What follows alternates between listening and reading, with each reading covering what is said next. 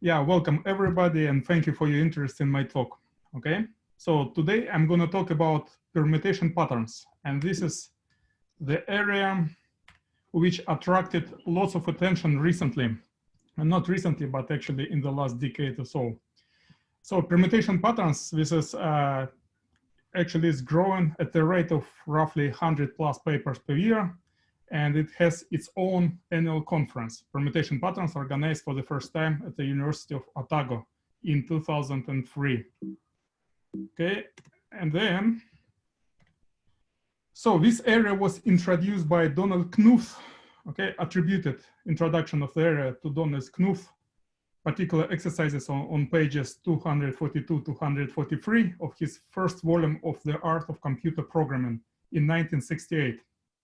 But the first systematic study in the area were done by Rodrigo Simon and Frank Schmidt in 1985. So there are several survey papers on the area, and there are these 3 books available. And notice that the last book here is actually about patterns in words and compositions, which is also of interest in the theory.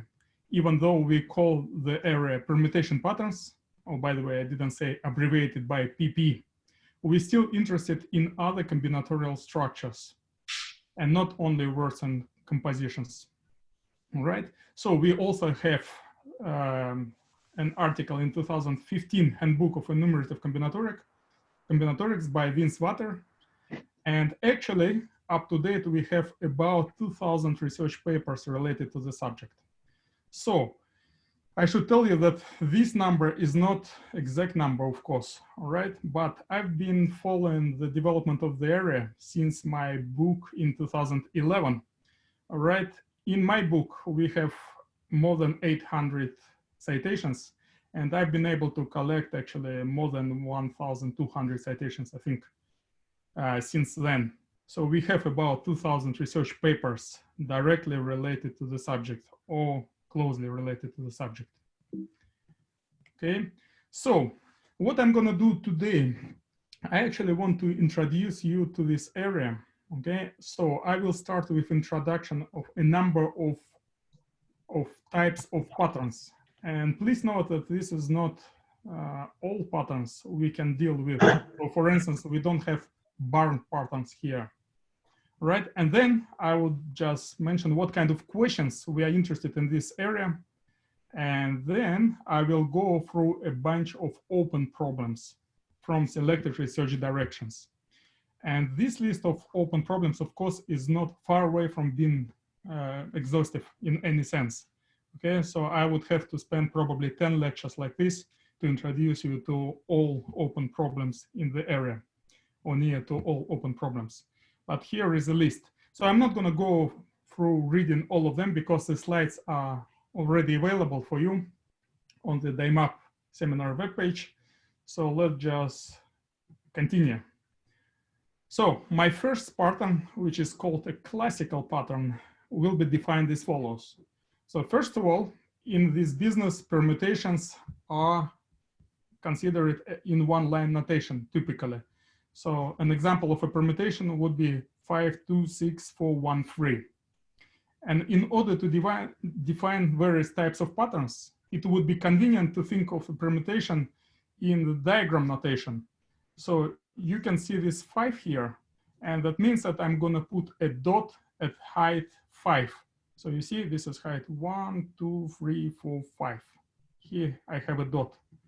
And then I have 2. So I have a dot at height 2, and 6, and 4, and so on. All right, so I have such a permutation diagram corresponding to my permutation.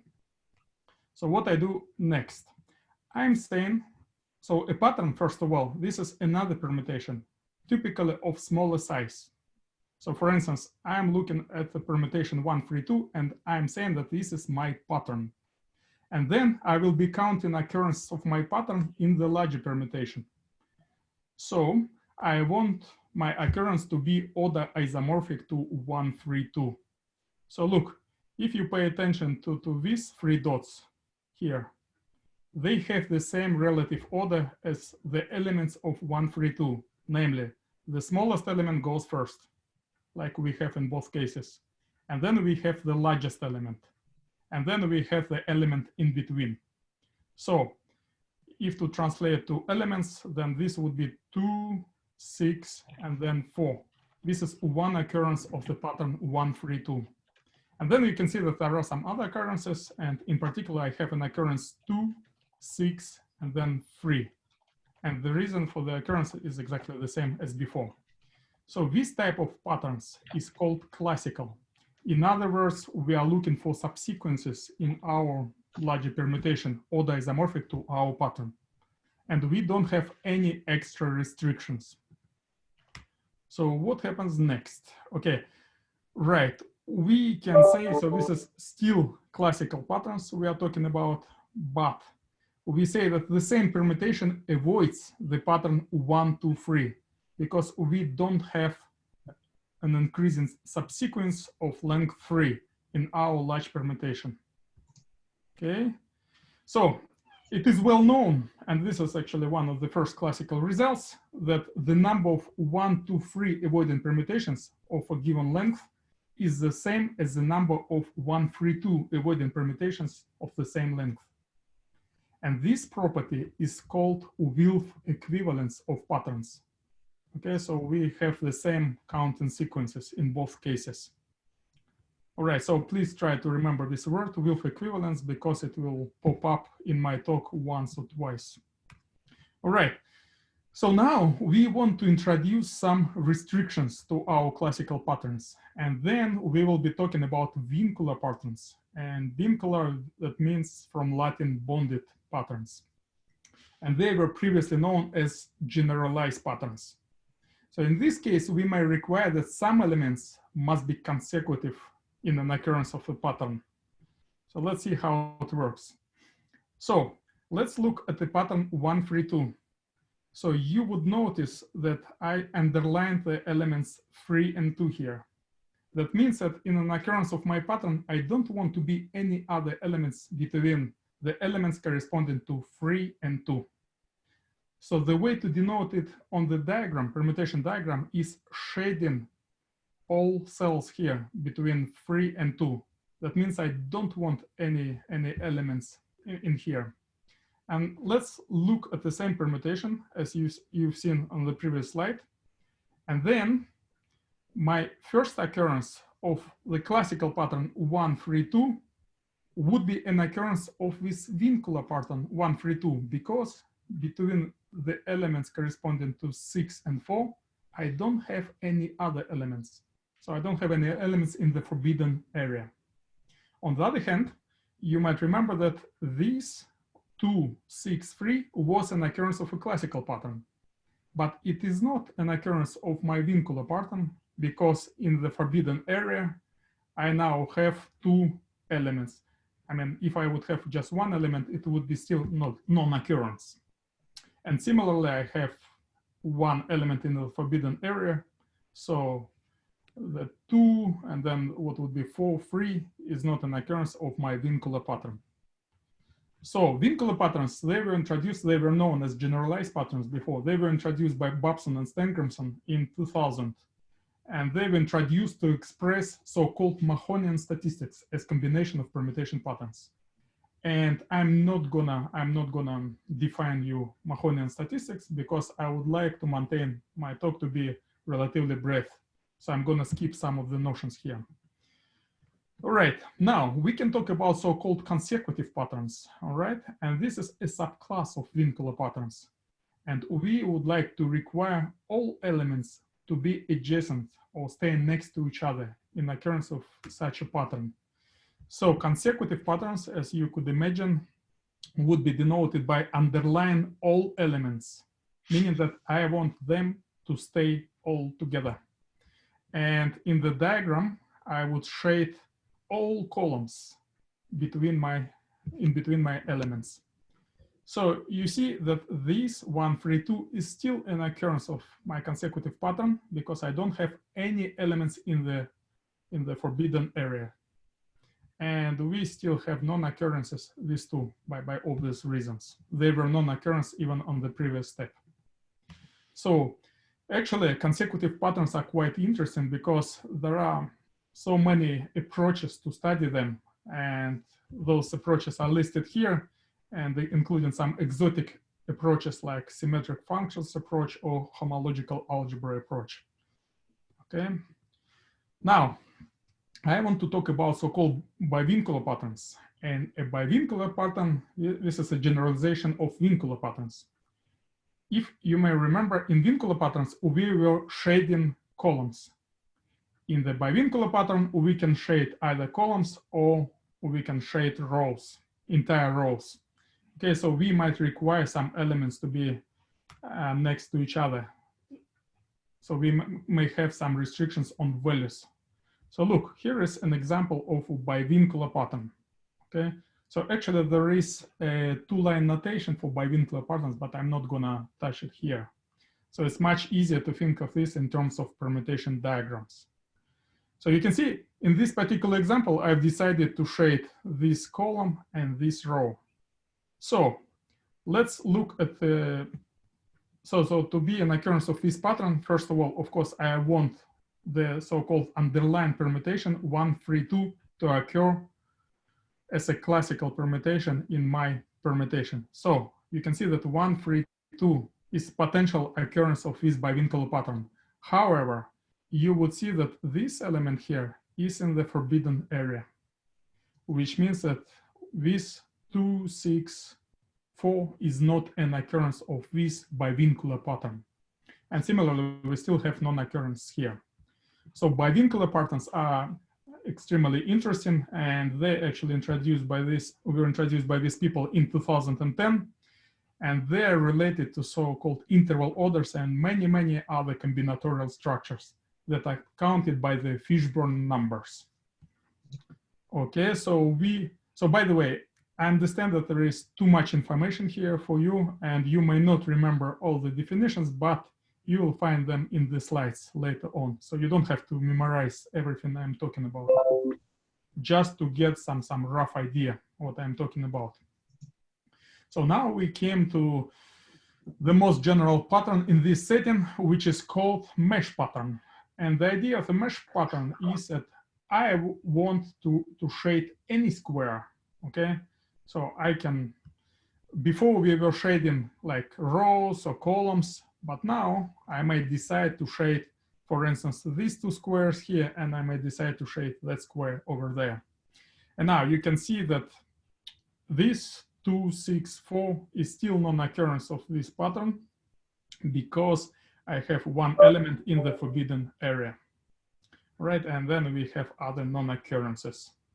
So mesh patterns, they were introduced by Brandon and Klassen in 2011 to provide explicit expansions for certain permutation statistics as possibly infinite linear combinations of classical patterns.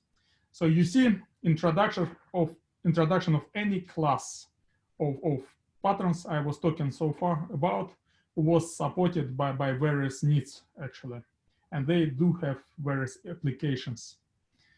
Now, what we would like to talk about, we would like to talk about some subclasses of mesh patterns. So what I was talking about so far, each class of permutation patterns is a subclass of mesh patterns. But let's introduce some more subclasses. And here we are talking about so-called frame patterns or box mesh patterns. And a typical frame pattern looks like this. So look, we have 1, 3, 2. This is underlying permutation. And basically, we shade all internal cells in here. And that's what we call a boxed mesh pattern, right? And you can see that in my running example for the same permutation, we have 264 becomes now an occurrence of the box mesh pattern or frame pattern. And now, so these patterns, they were introduced in 2012, and they actually have various interesting properties. And here is my first open problem. So remember, I would like to bring to your attention few open problems. And here is my first open problem just on the last line. So the enumeration of the frame mesh pattern 1, 2, 3 is still unknown, which is rather surprising actually, because for classical patterns, for instance, we can easily enumerate any pattern of length 3 and most of the patterns of length 4. So I'll be talking about this a bit later. So now we have one more class of mesh patterns. Oh, sorry, it's actually not a subclass of mesh patterns. This is something else, right? And this is something that is called marked mesh patterns. And I'm not gonna define for you the notion rigorously, but the idea here is that we would like to control the number of elements in particular areas of a pattern. So you see, before I was just shading, which would mean no elements, or unshading, which would mean I don't care how many elements. But now you may decide, you may want to control exact number of elements in a particular square. So instead of defining for you marked mesh patterns, I would like to just explain for you a particular case of marked mesh patterns, which is called quadrant marked mesh pattern, okay? And quadrant marked mesh pattern would, typical quadrant marked mesh pattern would look like this. So you see the underlying permutation is of length 1, okay? And you may think about this as being something very simple, but it is not a simple object actually, all right? And I would like to introduce for you an idea of how this pattern would work. And so I guess we should try to use the technology, modern technology. So I'm gonna connect my whiteboard here, okay? And I will try to share the whiteboard. Okay, and here, so let me just give you an example and explain you what a quadrant marked mesh pattern means. So for instance, you would be interested in say something like this, okay, 2. So this is an example of a quadrant marked mesh pattern. Quadrant means that we have 4 quadrants here. So now, if you give me your favorite permutation, which would look like this, okay, this permutation diagram of your favorite permutation, then every single element has a chance to be an occurrence of my quadrant marked mesh pattern. So how does it work? So if you consider a particular element, for instance, this one, then the entire diagram is subdivided into 4 quadrants, okay? And then you have a bunch of elements in each quadrant. So in order to be an occurrence of my pattern, I would like in this particular quadrant, so it would be for this particular element, this quadrant, I would like to have actually at least 2 elements. So this should be read as greater or equal than 2 elements, okay? So you can see that in my particular example, I have 4 elements, which is good. I have at least 2 elements, which means that this would be an occurrence of my quadrant mesh pattern. On the other hand, if you would consider, for instance, this element, and then similarly you would subdivide the whole thing into 4 quadrants, then you can see that there are no elements here, which means that this element is not an occurrence of my quadrant mesh pattern. Okay, so now hopefully you've got this concept, and let me go backwards to my slides, okay? All right, so, and you see in my slides here, K means greater or equal than K elements. If I decided to shade some quadrant, that means that I have no elements here, 0 elements here. I might have exactly K elements, okay? Or I might introduce a bunch of numbers and I'm trying to satisfy those numbers here. So these marked mesh patterns were introduced by Henning Uverson in 2011, all right, to give an alternative description of Schubert varieties defined by inclusions and some other algebraic structures. But quadrant marked mesh patterns were introduced by Kitaev and Dremel in 2012. And we will see an example of a nice property that these patterns have just later on. All right, so there is one more class of patterns which I would like to introduce for you. And this would be the final class of patterns, which is called partially ordered patterns. And any partially ordered pattern is defined by a partially ordered set, a poset. And instead of reading the definition for you, I would just look at this example here and I would explain you how it works. So suppose I have a poset on 3 elements, and this is a Hasse diagram of this poset. All right. Now, I have some permutation, and I would like to see if the pattern defined by this partially ordered set occurs in my permutation. So first of all, because my partially ordered pattern, or POP, because it has 3 elements, I would be looking at subsequences of length 3 in this permutation. And this is like looking at occurrences, subsequence like classical pattern. And what I see then, because I have 1 on top of 3, that tells me that the element staying in the first position of potential occurrence of my pattern must be larger than the element staying in the third position. And I don't care what stay in the second position. That's what it says to me. Right? So you should read the labels of these partially ordered sets and understand them as positions and relations on positions. So in particular, if you look at 4, 1, 2, so 4, 1, 2, this is a subsequence in my permutation. And you can see that the element in the first position of this subsequence is larger than the element in the last position, in the third position, which is okay. And we don't care about the second position at all. And for another example, consider 4, 5, 3. So 4, 5, 3. So first position is larger than the element in the last position. Okay, so this is partially ordered patterns.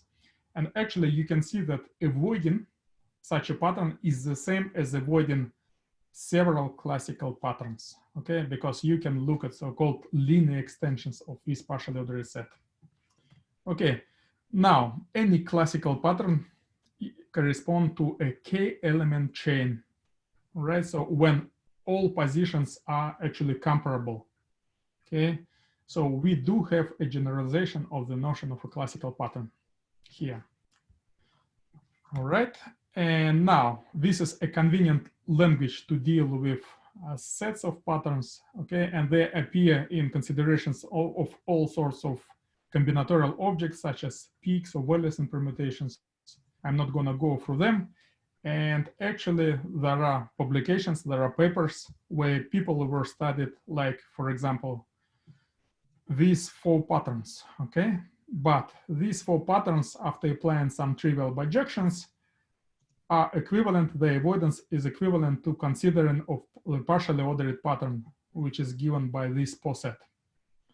And once you realize this, of course, you can ask yourself, what about some other posets which have the same form, whose Hasse diagram looks the same, okay? And so you have a bunch of open problems in this direction. So basically you can select the shape of your poset, and then you could study avoidance of patterns given by this shape, something like this. All right, and then it should be noted that POPs were studied not only in permutations, but also in the words and compositions. But I'm not gonna discuss those in my talk. So I introduce for you a bunch of the notions of the patterns, okay? And the question is, in this area, what kind of questions we might be asking ourselves about? So the first question you can come across is avoidance.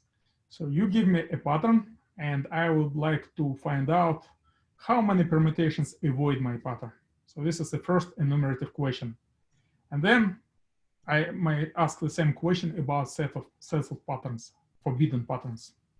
And then I would be aiming for an exact formula, but sometimes getting an exact formula is not possible or very difficult. So you might be interested in so-called generating functions, okay? But sometimes we cannot even get the generating function. In this case, we might be interested in Wilf-equivalence. And you may remember that Wilf-equivalence means you're finding other patterns avoiding which gives you the same enumeration as avoiding your pattern in question. What else can we ask us about? So the distribution, how many permutations with k occurrence of a given pattern? So this is normally a much more complex question, okay? and not so many papers deal with this. Then, in some cases, and you will see one example, we don't have exact enumeration or generating functions, but we may find asymptotics of the numbers in equation. And we can be going for bounds for these asymptotics. And then we might be interested in statistics, and actually permutation statistics, these are just functions from the set of all permutations to natural numbers.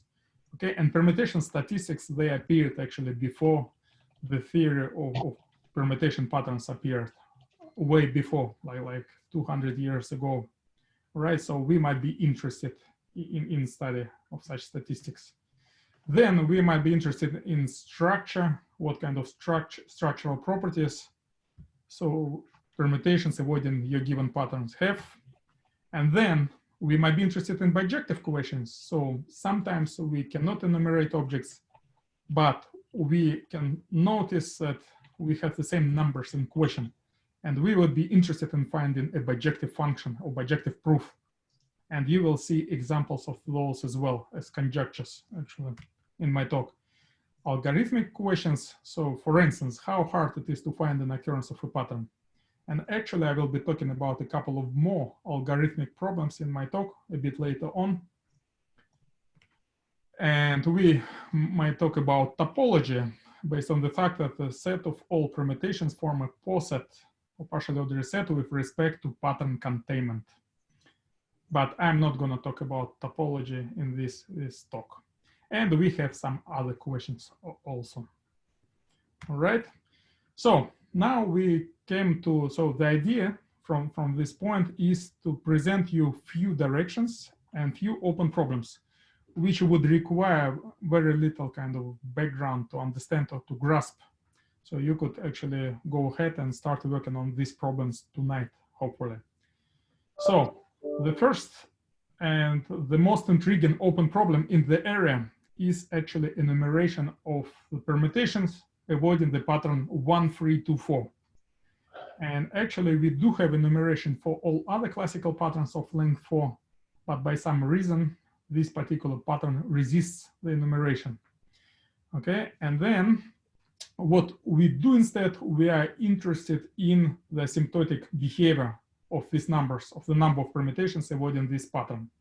And actually I notice that David Bevan is one of the people in the audience today here. So if I would get any questions about this slide, so I'll refer to David because he is an expert in this direction. So basically you would see some chronology here for people obtaining low upper bounds, improving low and upper bounds. So there is a fight for improving those bounds. Okay, so this is a very interesting and very challenging question.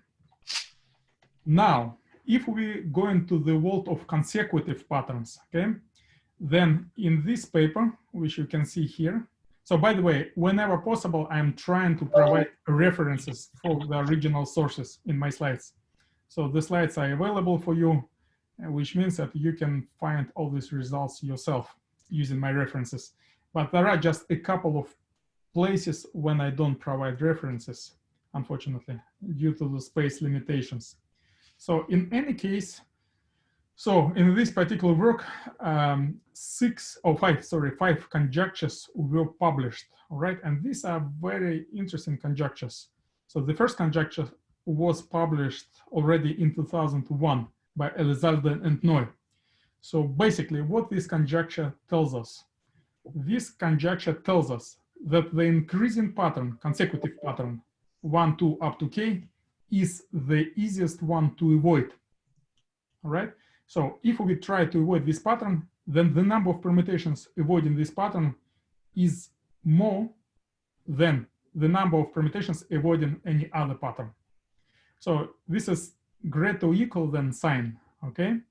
But in reality, if you take p not increasing or decreasing pattern, then you would get strict inequality here, right? So this monotone pattern is indeed easiest to avoid.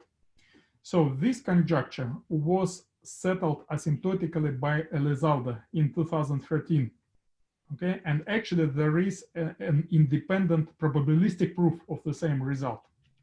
Okay, but the conjecture itself, technically speaking, is still open. All right, so there is some progress in proving this conjecture.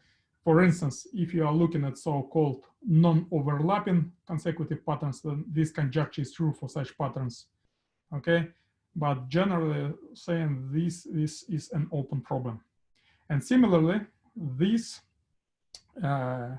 was settled asymptotically by Elizalde in 2013, this conjecture, which is saying that this pattern here is the hardest one to avoid.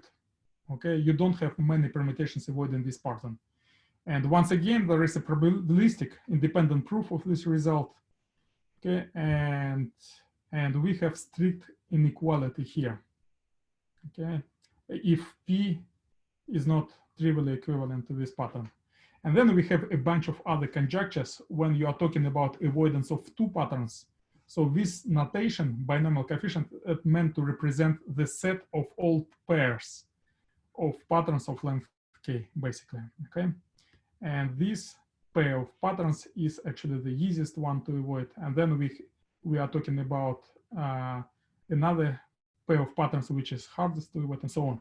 So I find these conjectures are very beautiful, very nice. And the final remark about this, I should tell you that such things do not work for classical patterns. Okay, so if you remove this line here, then you don't get a true statement, which was shown by Bona. All right. So now we move on, and we are talking about Wilf-equivalence for patterns of length 4. So actually, if you look at classical patterns of length 4, right, then you would get so-called free Wilf-equivalence classes.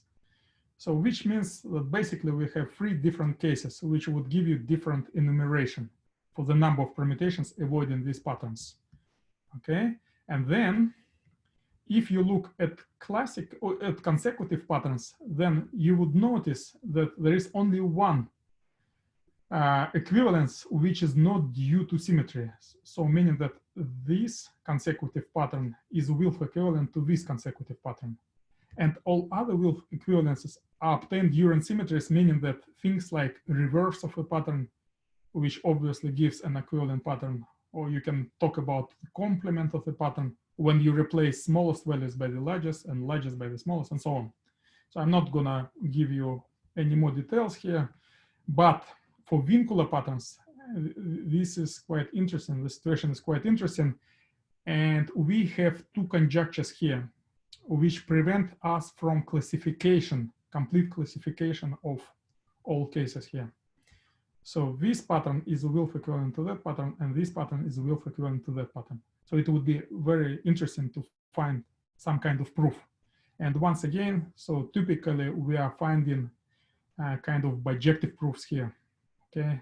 Because presumably enumeration here is quite hard. All right, so if we move to the world of mesh patterns, then there are, of course, many open problems there, but I would like to point out just distribution problems of patterns of short length. So short length meaning patterns of length 2, right? And in this particular table, you would see 27 out of 65 patterns considered by Hilmarsson et al. And distribution for these patterns was found. Okay, so remember, distribution means that we can produce generating functions for the number of permutations of length n with exactly k occurrence of your pattern. That's what we have for distribution. And then in this paper, we actually published several conjectures about some other distributions, or equidistributions rather. And some of these conjectures were proved in a very, very recent paper, okay, by Han and Zeng. But 2 conjectures still remain. And we conjectured that this pattern and this pattern are equidistributed. So to prove this result, what we'd be looking for some bijective map from the set of all permutations to itself, and which would send k occurrence of this pattern to k occurrence of that pattern. And similarly, we have one more conjecture here. All right, so let's move forward. And then we have quadrant mesh patterns. All right, there is one line notation for these patterns. And this 0 here corresponds to the first quadrant. And there is nothing on here. That means that we can have greater or equal than 0 elements. Then we have 0, then we have k and 0. Okay, and why I need this one line notation here? Because I want to point out at a very beautiful result, actually, which generalizes a classic enumeration result of André on alternating permutations. So basically, if you find the distribution of marked mesh pattern 0, 0, 0, 1, then this distribution would be given by this generating function. So if you don't care about occurrence of this pattern, then what you need to do, you need to place 1 instead of x in this formula. And then you would get the classical result by André for the number of so-called up-down permutations of even length. And similarly, you have another nice expression generalizing the known classical result. So distribution of marked mesh patterns was studied on, very thoroughly studied actually, on 1, 3, 2 avoiding permutations, on 1 to 3 avoiding permutations, and they were linked to so-called R-Stirling numbers. But the open direction of research here would be study the distribution of these patterns on other classes of permutations. So there are many other nice classes of permutations. So to name just a few, this is class of two-stack sortable permutations. So if this does not say you anything, so don't worry about this, just ignore it. So I'm saying it for the people who is actually working in the area, possibly working in the area. Or you could have some Baxter permutations, for instance, and you have a class of permutations, and you might refine the results there by studying the distribution of quadrant marked mesh patterns. Okay, so now we move forward, and then I've been actually asked explicitly to talk a little bit about algorithmic aspects of permutation pattern theory. And I don't pretend to be exhaustive here of any kind, but I will discuss briefly few algorithmic problems and few open problems here. So pattern matching problem. So what it is, this is also known as pattern involvement problem. This is for permutations of length n to determine if a classical pattern of length k occur in your permutation. So PPM, this is abbreviation for permutation pattern matching problem. And of course, there is nothing special about classical patterns. Instead of a classical pattern, we can be talking about any type of patterns I introduced so far to you, or any other classes of patterns. And in order to indicate it, we could write this as CPPM. So C could be a classical or Vincular, Bivincular pattern, and so on. All right. So, of course, if you think about k being fixed, okay, and n growing to infinity, then of course we have a polynomial algorithm to find out if a given pattern occurs in your permutation, okay? And Albert et al., they develop general algorithms whose execution time much smaller than big O of n to the power of k, all right? And actually, this is an unproven observation, which is a very, very interesting observation. And I wonder if somebody would ever prove it, that the algorithm should never be worse than this formula over here. And in some cases, they are much better.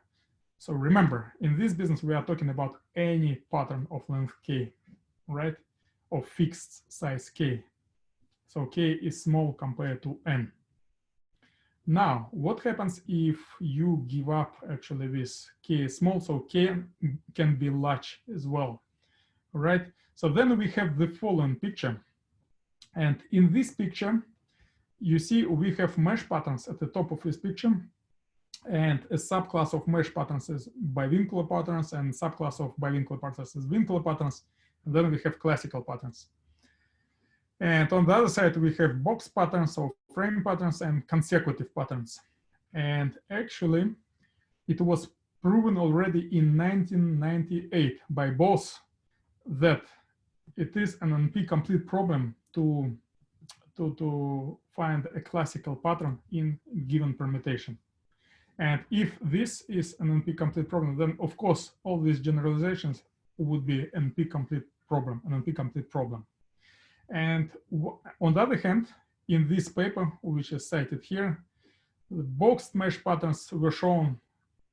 So PPM for this was shown to be in polynomially solvable. And for consecutive patterns, actually, we do have obviously a polynomially solvable case. Now, where can we go from here? Actually, some people were investigating exponential time algorithms here, and they were trying to improve these algorithms. Okay, and then you would see various results for classical patterns. All right, and several formulas. On the other hand, you might be looking at those subproblems which are polynomially solvable. And here I have actually a bunch of results. I understand that they are not readable here. I understand this. This is somewhat cryptic here, but hopefully later on you can look at the slides and you could get an idea what kind of polynomial cases do we have. So for example, boxed mesh patterns can be solved in cubic time, right? And it was an improvement of this case, well, sort of improvement by Cho et al. And this improvement actually requires k-squared preprocessing time as well, okay? And then we have consecutive patterns, okay, so linear complexity and some other classes of patterns. And I'm not defining them, okay, here. But the point is, so I would just like to stress in which directions people were going. So basically, and let me just take the last problem as research direction. So you would just identify a subclass of mesh patterns, or if you wish, a subclass of vincular patterns or bivincular patterns, and you try to see if your PPM problem can be solved efficiently in polynomial time for this subclass. That's what the people were doing. So for instance, they were restricting themselves to patterns of length 4 just, for instance, or considering 3-to-1 avoiding permutations. So by the way, you see text and patterns. So pattern, you understand what it means, but text, that means that permutation where you are looking at occurrence of your pattern in, basically. So this is a nice bunch of polynomial time algorithm results. And actually, this list might be very close to be exhaustive. So you might have some other results not listed here, but I'm not aware of those then. All right, now, what kind of other problems we might be interested in? So we might be interested in constructing all permutations of size less or equal than n, avoiding a given pattern P. So this is in P-complete problems, things like that, of course. But people are trying to make some improvements in exponential time algorithms, okay, and to do something that in practice might be feasible to use. And then we can talk about find the number of occurrences of a pattern P in each permutation of size at most n. So talking about some sort of distribution questions, okay. Now we have two interesting relevant sources, which I'm not going to discuss in this talk.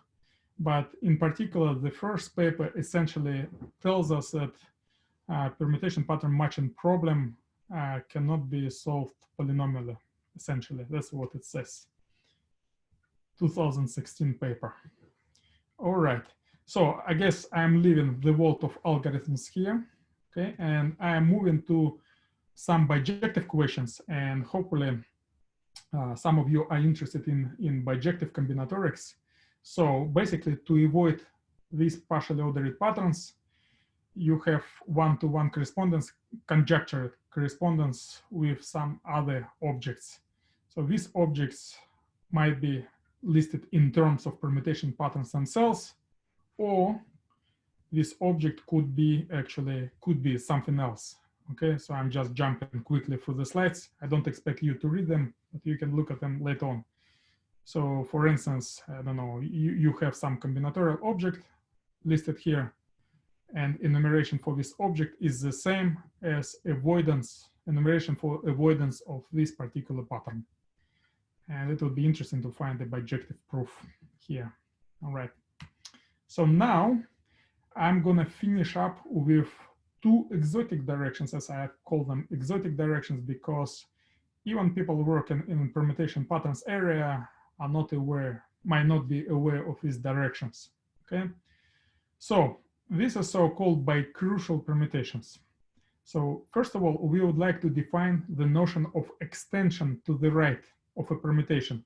So if you give me permutation which looks like this, 2, 4, 1, 3, because this is permutation of length 4, I would say that this permutation has 5 extensions to the right.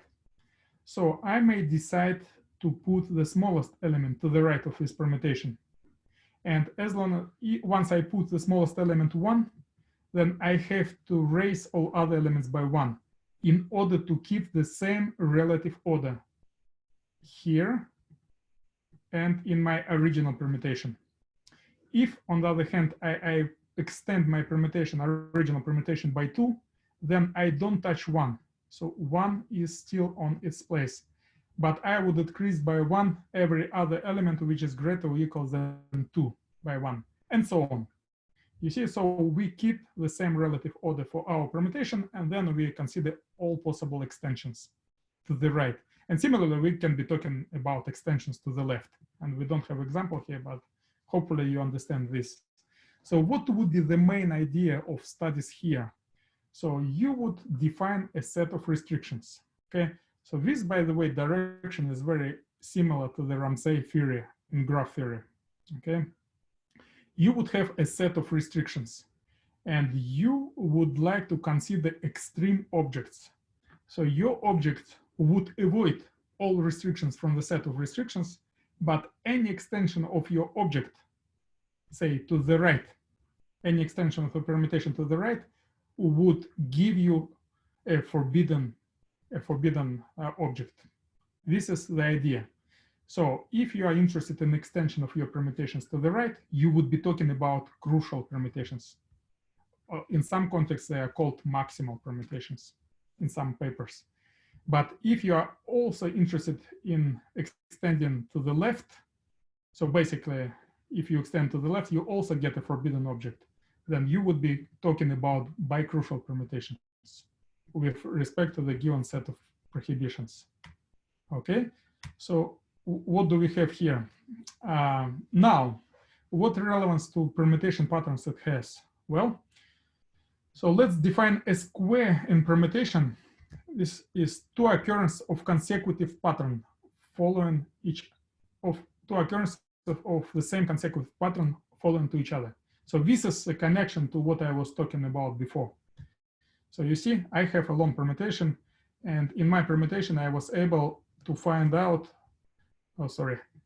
I was able to find 3, 6, 5. This is the same pattern as 4, 9, 8. Okay, and I called this object a square in my permutation. So the notion of squares in a word, this is a classical notion, but this is actually extension of squares in words to squares and permutations in a natural way. Okay, so now what we have next actually crucial permutations with respect to squares. So once again, guys, we are trying to avoid squares. So we are interested in these extreme permutations which avoid squares, but any extension to the right will produce a square for you. All right, and it turns out that crucial permutations with respect to squares of any length at least 7 exists. Okay, so this is an existent result. It's like in the Ramsey theory type results, and they exist by crucial such permutations of these lengths listed over here. Okay, for k greater or equal than 1. And now in the following paper, it was shown computationally that bicrucial permutations of even length exist, and the smallest such permutations are of length 32. Okay, so this is actually a very impressive result that the team of computer scientists at the University of St. Andrews, they can actually work with permutations of such sizes like 32. So typically, if you run something on your computer, you would probably never get beyond the size 11 of a permutation, but these people are magicians actually. All right, and a permutation, crucial permutations of even length was found actually. And there is a conjecture here, arbitrary alone such permutations exist. And this conjecture, meaning such permutations meaning of even length. And this is not known for the moment. On the other hand, we have that length ak plus 3 exists. It's again was shown computationally for k equals to 2 and 3. Particular examples were found by computer, but there are no nice constructions or something of this. And the conjecture is that there exist such permutations for any k greater or equal than 2. So this, I would say, a very interesting direction of research, and actually it requires finding a suitable construction to prove these conjectures or disprove or find a counterexample somehow. I don't know. Now, bicrucial permutations will consider it with respect to monotone arithmetic patterns as well. So far I was talking about subsequences, and I was not given any restrictions apart from being consecutive, not consecutive, but you can require actually that your patterns occur arithmetically. That means that the positions in which your pattern occur form an arithmetic progression. Okay, and because I'm running out of time a little bit, so I'm just gonna hint briefly what this is about. So basically, your set of prohibitions is monotone patterns, like increasing of length k and decreasing of length l. And then you would be talking about KL anti-monotone permutations, which avoid arithmetically these patterns. And then you can ask the same question actually. And then the kind of results we've got, a permutation is KL crucial, KL crucial and KL bicrucial, we can define similarly to the previous case. And what kind of results we've got? We actually have that such permutations exist, crucial, bicrucial permutations. And so we even have the minimal length of such permutations, okay? And for KL crucial permutations, this is the minimal length, such permutations, but for bicrucial ones, we have another open problem. We know that this length is between these bounds actually, right? But we don't know the true value here. So this is another open problem. All right, and the question is, open problem or research direction, classify lengths for which KL crucial and KL bicrucial permutations exist for KL greater than 2. And also you might be interested in studying other sets of arithmetic prohibitions, not necessarily monotone. All right, so finally, I'm gonna talk very quickly about graph representations. And here we are talking about actually patterns in words, and the definitions would be exactly the same. All right, and what I'm gonna talk about, you can learn from those sources which are available for you. And so we have, suppose we have some binary patterns, all right, which looks like this. And then we can consider, what I'm gonna talk about will be classical occurrence or consecutive occurrence of the pattern, but you can consider Vincular patterns, for instance, or classical patterns, and so on.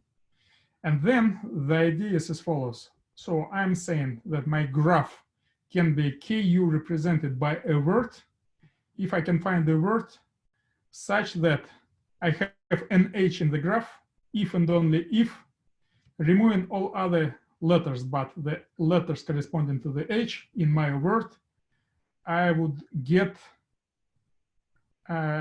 no more than k occurrences of my pattern U.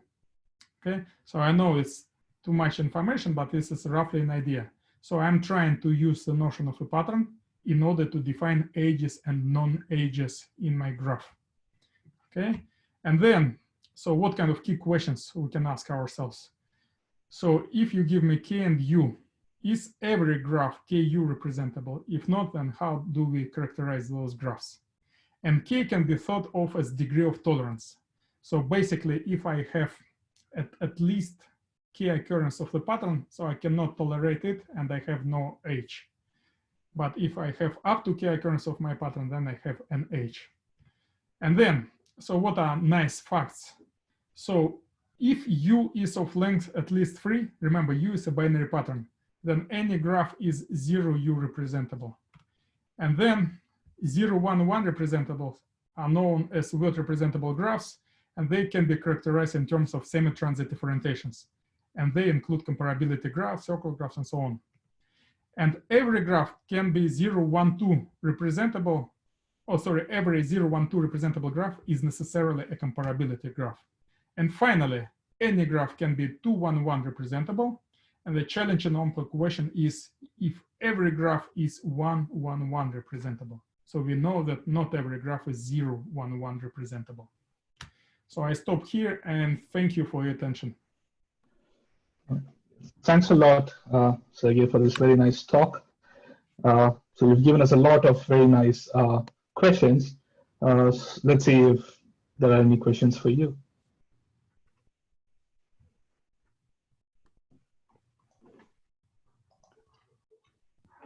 Hi, Sergey. Hi. Thanks for the inspiring talk.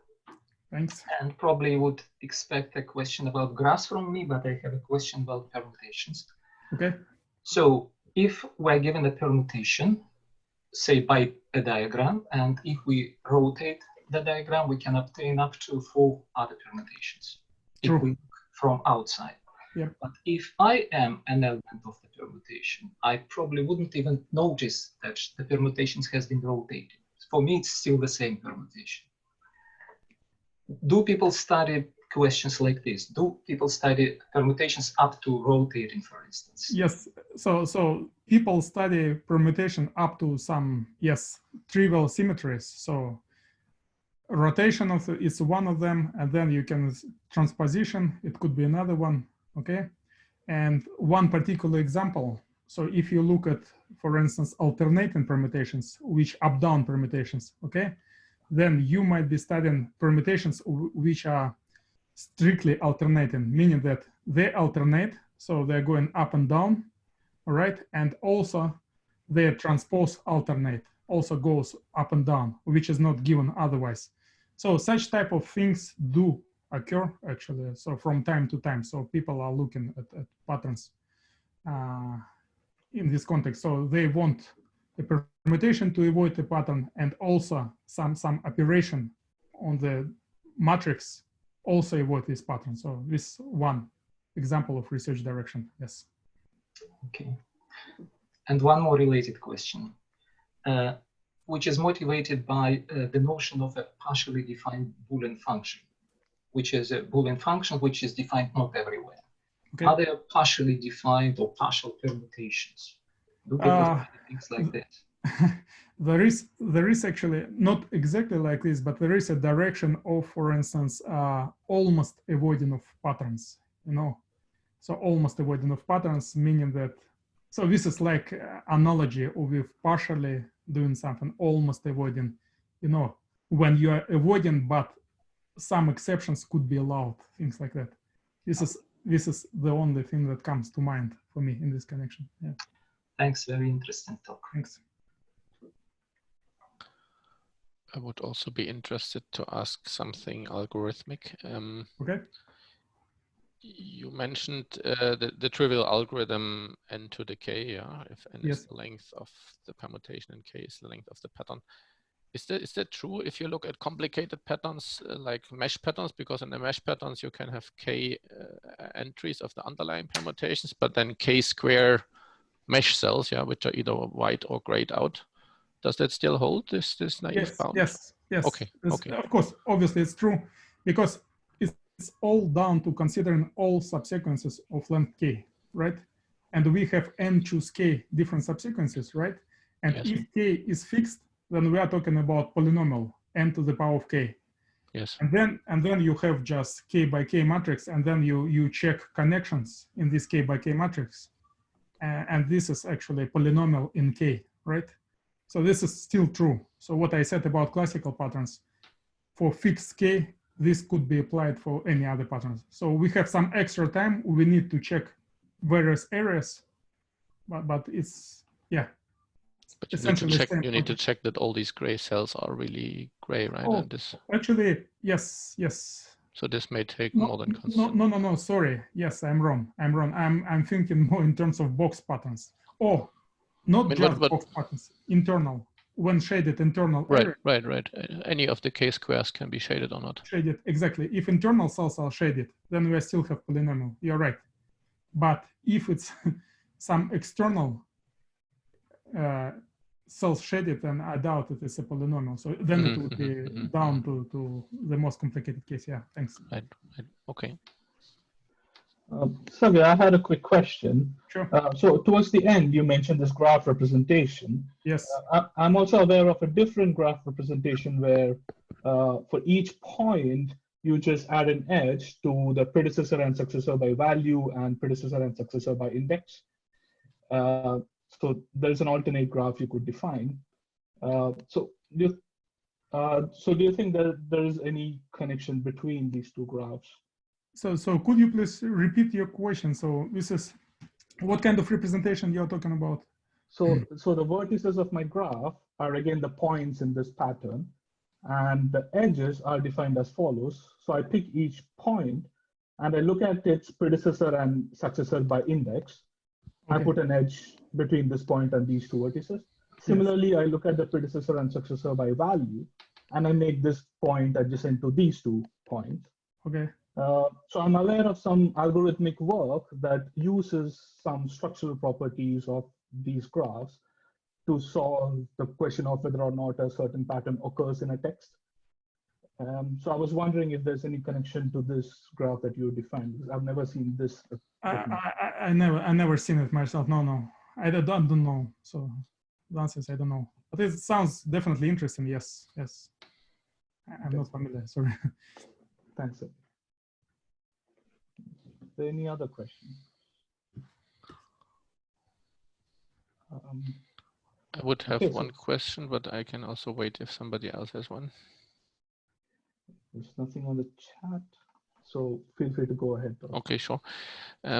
So you mentioned these different types of patterns, and then of course it's the case that some patterns are equivalent to others in the sense that they have exactly the same permutations of length and avoiding them. Yeah, so for instance, 1, 3, 2 is the same as a classical pattern, is the same as 1, 3, 2, where the 1 and 3 are vincular. Just by some yes. Is there some kind of theory that somehow allows you to recognize such trivial equivalences somehow? So there is some kind of theory, but about mesh patterns. Okay, so there, remember mesh patterns when you shade some cells in the pattern, right? And there is a theory which is saying which shadings are essential and which are not. So basically, it doesn't matter if you shade a particular cell or not, in sense of avoidance of this pattern. So distribution would be different. And there is very beautiful, actually, a bunch of results. So this is by Bridget Tanner, for instance, and she gives full classification of this situation. So as long as you avoid a particular pattern, shaded pattern, then every cell is essential, meaning that shading this cell would give you something else. And what you mentioned, this would be a particular case of her theory. Yes, so Bridget Tanner. So okay, thank you. Yeah.